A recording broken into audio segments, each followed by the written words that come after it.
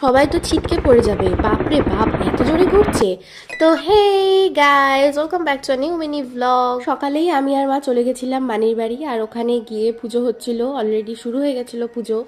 তো দাদা যজ্ঞে বসেছিল, দাদা, মানি আর মেনো। তো অনেকক্ষণ ধরেই যজ্ঞ হয়। তারপর আমি মেনোর বাগানটা ঘুরে একটু দেখাই তোমাদের। এই হলো ফুল, আমি জানি না নামটা কি, তোমরা যদি কেউ জেনে থাকো কমেন্ট করবে।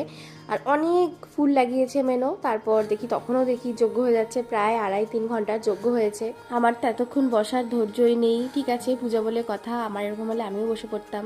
তারপর বিকালবেলা বেরিয়েছি দিদি আর জিজুর সাথে একটু মেলায়। দেখো কি ভিড় গাইস। মধ্যে আমরা গিয়েছিলাম সানডেতে, আর এত ভিড়ে আমরা পড়েছি। টিকিট কাউন্টারের সামনে একটু ভিড় ছিল, তোরে অতটা ভিড় ছিল না। তো তাও মোটামুটি সানডে আর স্যাটারডেতেই বেশি ভিড় হয়, আর বাদবাকি দিনগুলো অতটা ভিড় হয় না। মেলায় আমরা সেরকম কিছু কিনিনি, আর যা জিনিসপত্রের দাম। তো তারপর একটু আইসক্রিম নিয়ে এসেছি বাড়ির জন্য, আর মা দেখি মাংস রান্না করছে। তো টাটা সবাইকে।